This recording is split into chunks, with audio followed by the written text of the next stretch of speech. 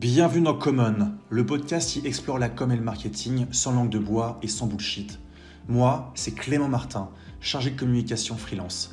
Et ma mission, donner la parole aux pros du secteur et vous transmettre le maximum de valeur. Et aujourd'hui, accrochez-vous parce qu'on reçoit une queen du SIA. Elle s'appelle Justine Nicole. Et autant vous dire que si le SIA était une épreuve olympique, elle aurait sans doute la médaille d'or. Chef de projet en agence, intervenante en école de commerce, elle a même donné une conférence chez Google, rien que ça. Pendant 30 minutes, elle décortique le SIA et vous donne des astuces et des hacks clés en main pour réussir vos campagnes. Donc installez-vous, mettez vos écouteurs, augmentez le volume. 3, 2, 1, c'est parti pour un nouvel épisode de Common. Bonne écoute. Salut Justine, Salut, ça va ? ça va et toi? Bah écoute, ça va très bien. Merci d'être venu, merci pour ton temps, merci d'être là. Je te rappelle les règles du podcast Common. C'est un podcast où il n'y a pas de bullshit, où il n'y a pas de langue de bois. Si je t'entends dire les mots synergie, effet waouh, disruption, tomate, j'appelle tes parents. Ah ouais, Voilà. ok. Ok, je vais faire gaffe là, parce que Je préfère te prévenir. ok, j'ai un peu de tachycardie là. Ok. Voilà. Bon. Maintenant que les règles ont été dites et redites, je te laisse te présenter brièvement. Avec plaisir. Eh bien, je m'appelle Justine, je suis traffic manager dans une agence rouennaise depuis 2 ans et demi maintenant. Donc, je m'occupe de tout ce qui est campagne Google de mes clients. Et à côté de ça, je fais un petit peu de community management pour l'agence et je donne des cours de SEA aussi dans 2 écoles rouennaises. Un planning chargé, Exactement, une on ne girl s'ennuie boss. pas. Très bien. Bon, on rentre dans le vif du sujet.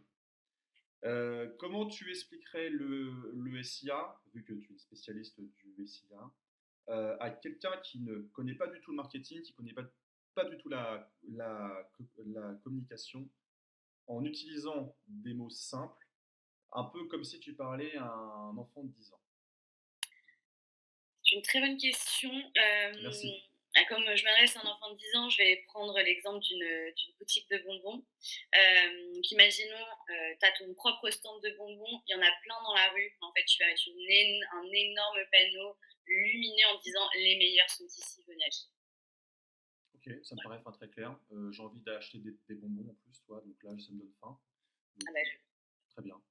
Très bien, très clair. Alors, c'est quoi, enfin, selon toi, les 5 règles d'or pour créer et gérer une campagne SIA qui soit performante, bien sûr, hein, voilà, même dans des secteurs qui sont réputés comme concurrentiels. alors, j'en ai beaucoup des règles d'or, mais la première et la plus importante, je dirais que c'est le tracking. Hem, le tracking, ça va être clairement de pouvoir, traquer, les événements qui se passent sur le site, en votre formulaire, transactions, appels, et cetera. L'idée, c'est de mettre tout ça en place, donc je rentre pas ça dans la technique, mais c'est indispensable aujourd'hui dans Google Ads, puisqu'il faut que Google comprenne en fait ce qu'on cherche. Donc pas de compte Google Ads, pas de campagne sans tracking, franchement ça allait droit dans le mur, ça va fausser les chiffres, Google va pas comprendre ce qu'on veut. Donc c'est pour moi la première règle. La seconde, je dirais, alors je suis pas encore dans la plateforme, mais je dirais des landing pages optimisées, puisque avec des campagnes, on pourrait apporter le meilleur trafic possible. Si la landing n'est pas optimisée, que ce soit dans son UX ou des choses comme ça, on risque de perdre le prospect. Donc, autant que notre argent investi amène vers des pages de qualité où le prospect trouve ce qu'il recherche, pardon, et puisse convertir tout simplement. Ok. La troisième, je dirais la patience. Alors celle-ci, là, je la mettais en dernier, mais là, elle me revient à l'esprit. Beaucoup, beaucoup de patience parce que faut pas penser que dès qu'on met 1 euro, ça fonctionne. Pas du tout. Déjà, forcément, il faut une bonne optimisation. Mais surtout, on est là pour nourrir un algorithme qui est la machine learning de Google. Donc, ça se fait pas en 2 jours, ni d'ailleurs en un mois. Il faut laisser le temps à la machine de comprendre ce qu'on veut, obtenir de la bonne data, du trafic qualifié pour que Google puisse comprendre nos objectifs. Donc, vraiment de la patience. Il y a environ 3 semaines déjà d'apprentissage pour une campagne toute neuve. Donc, tu vas un peu imaginer le temps que ça peut prendre. Ça veut pas pardon, forcément dire que ça va pas marcher Ouais. avant, mais voilà, faut laisser du temps et moi je dirais même minimum 3 mois. On lance pas de campagne d'ailleurs juste pour 2 semaines. OK. J'en suis à 3, c'est ça? Oui, Donc, tout à fait. 4e, je dirais une segmentation assez fine, de la structure des campagnes. L'idée, c'est d'avoir, une thématique de mots-clés dans une campagne ou un coup d'annonce qui renvoie vers une landing page précise. Le meilleur exemple que je donne, je travaille avec un avocat et au début, il me disait: «Mais je comprends pas, on enchérit, enfin, j'apparais pas sur Avocat Toulouse». Je lui dis: «Bah, moi, je veux bien enchérir là-dessus». Je dis: «Mais la personne, elle sait pas spécialement ce qu'elle recherche». Le but, c'est de toucher des personnes, par exemple, qui vont chercher un avocat dans l'immobilier, Mmh. sur les pistes cachées. Enfin, bon, il y a Mmh. beaucoup de thématiques. Aujourd'hui, c'est un client qui a très peu de budget. Je vais pas aller dépenser de l'argent sur des mots-clés génériques, qui peut être aussi utile en complément. Mais donc, toujours une très bonne segmentation des campagnes, une thématique de mots-clés, une landing. Et je crois qu'il m'en reste un. Il t'en reste un, ouais. Je dirais, alors faire attention aux recommandations Google. Alors j'en ai une autre encore après, mais les recos Google, j'y mets un point d'honneur parce que, quand on arrive sur la plateforme, Google nous fait plein de recos, augmenter le budget, ajouter tel mot-clé, Mmh. changer les stratégies d'enchères. Ne pas toujours écouter Google, même la plupart du temps, je ne l'écoute pas, puisque, alors OK, on est sur sa plateforme, mais Google ne va pas forcément nous donner les bons conseils. Donc avec parcimonie, faire attention. Tout simplement, ça peut couler un compte, clairement, d'accepter des recommandations Google qu'il ne faut pas. Et je me permets d'en faire une dernière, sur tout ce qui va être mots-clés. Quand on lance un nouveau compte Google, on ne fonctionne pas en requête large, donc il y a beaucoup de types de correspondance de mots-clés, 3 pour être exact. Mmh. Le mot-clé exact, expression exacte et requête large. J'ai appris ma leçon. C'est bon, je m'en rappelle. On aurait tendance à vouloir voilà, juste mettre les mots-clés comme ça en requête large en se disant on va drainer beaucoup de trafic. Mais justement, c'est très dangereux. Très clairement, sur un client qui vendait, qui vend toujours d'ailleurs, des Mmh. instruments de musique.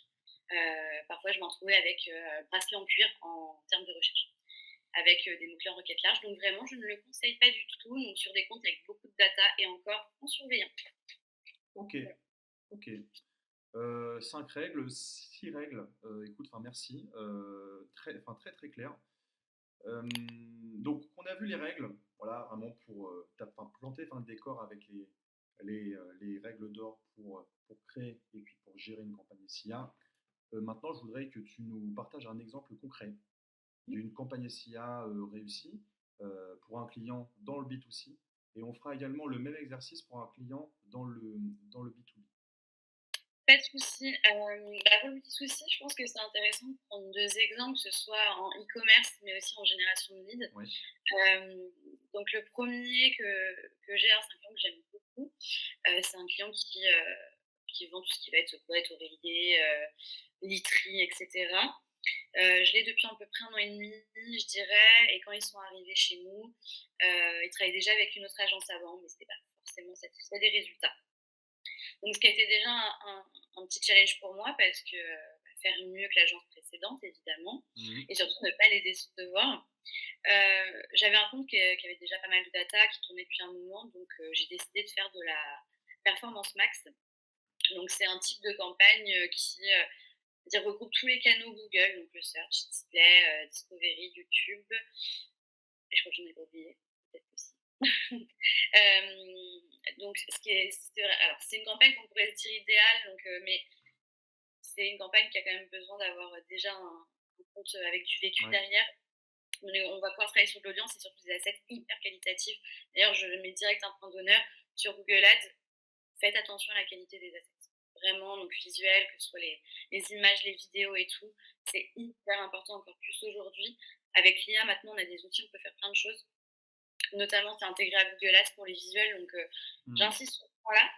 Mais on a lancé ces PMax-là, segmentés par typologie de produit, mais aussi par promotion. Tous les mois, ils ont une promotion différente, donc je la mets en place. Et ça a été franchement une réussite. Donc j'avais moins de budget, pardon, j'avais 50% de budget en moins par rapport à ce qu'ils mettaient précédemment. D'accord. Mais j'ai un ROI qui a monté de plus de 30%. Donc j'avais un ROI, un retour sur investissement de 6. Donc 1 € dépensé, 6 € de gagné. Énorme. Un Ouais, franchement, trop bien. J'ai un taux par conversion qui est descendu de 65, donc c'est énorme. C'est-à-dire Mmh. que le lead va coûter de moins en moins cher, donc c'est comme ça que j'ai réussi à être de plus en plus rentable et sur des grosses périodes, des choses comme ça, je suis montée à des retours sur investissement de 8-9, c'est déjà arrivé. Alors Mmh. j'aime pas encore aller plus haut évidemment, mais en tout cas, c'est top et c'est un client qui, alors mon challenge justement, c'est d'optimiser de plus en plus les résultats, mais surtout de les faire monter de budget aussi parce Mmh. qu'ils sont rassurés, hein.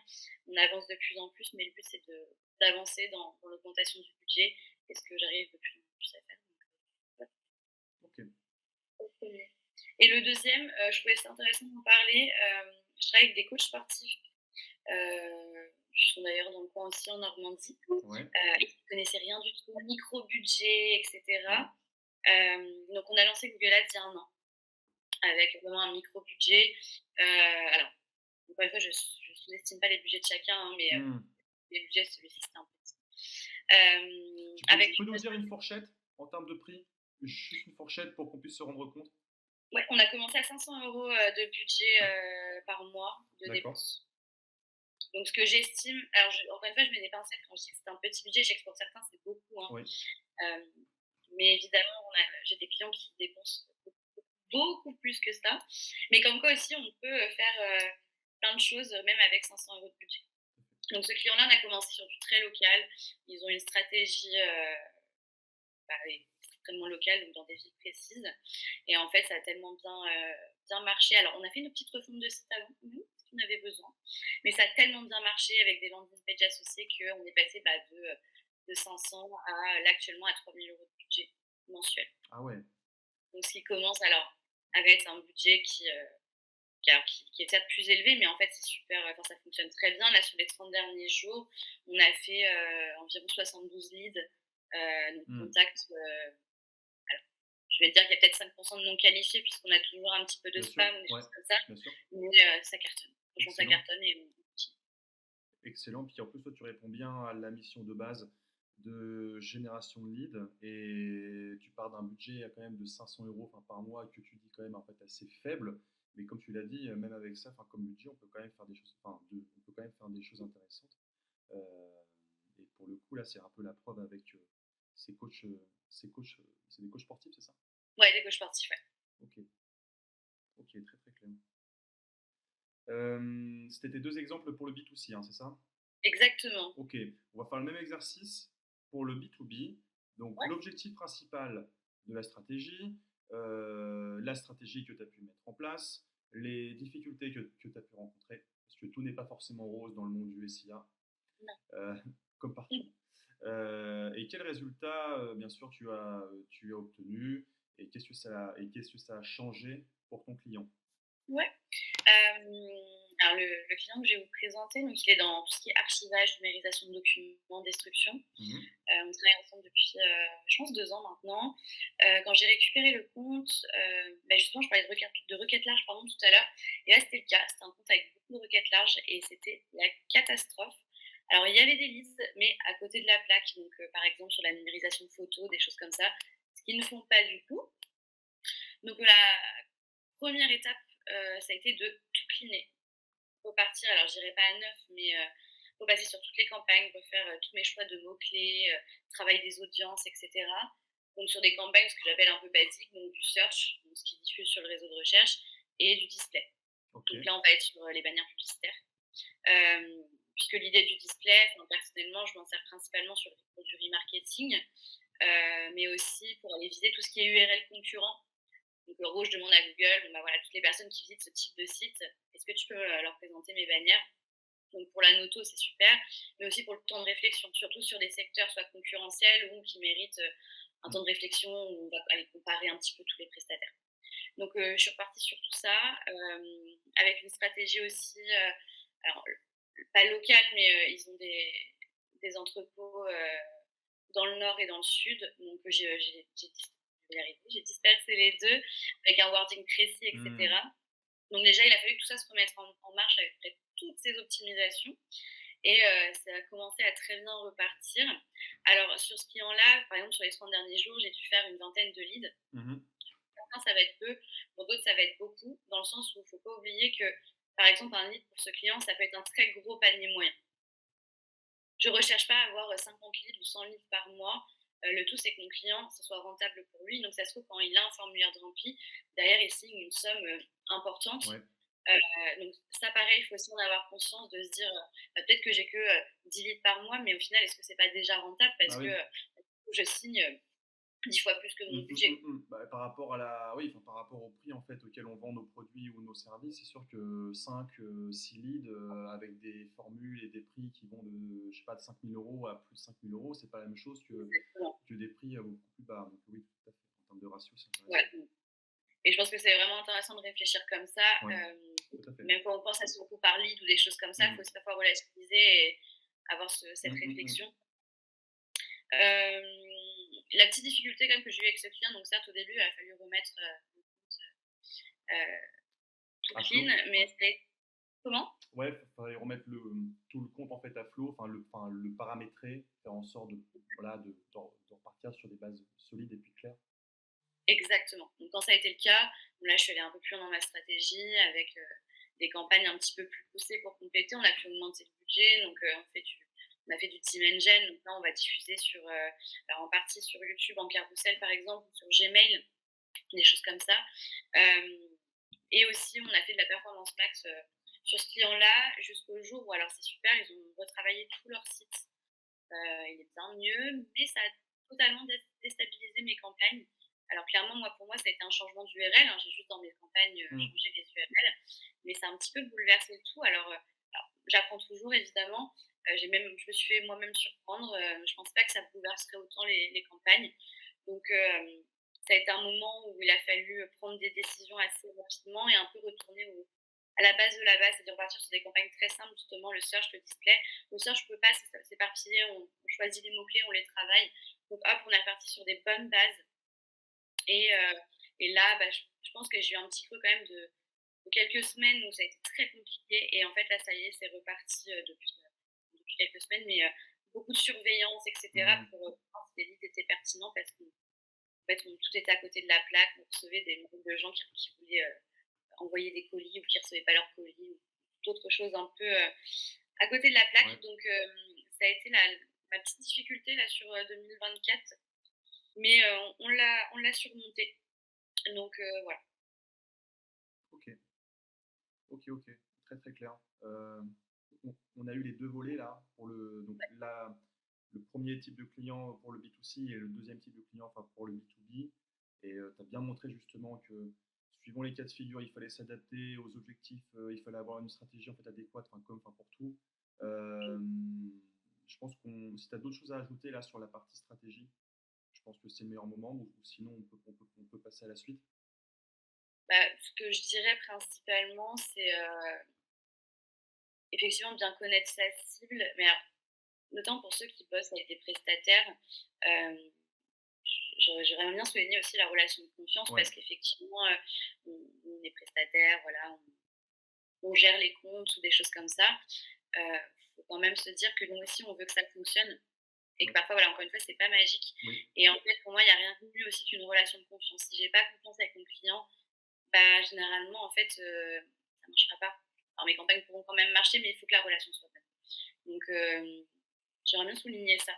Ceux qui choisissent de travailler avec des agences ou des freelances, ça prend du temps parfois, mais moi, les clients avec qui ça fonctionne le mieux, c'est quand on a confiance, où voilà, ils ne mettent pas la pression. Enfin, si, il y a peut-être un minimum, évidemment, mais par exemple, plus sur un compte, on va faire des optimisations trop récurrentes, plus on peut calculer le compte, par exemple, et quand un client est très stressé et insiste, il ne nous écoute pas, on va dans le mur.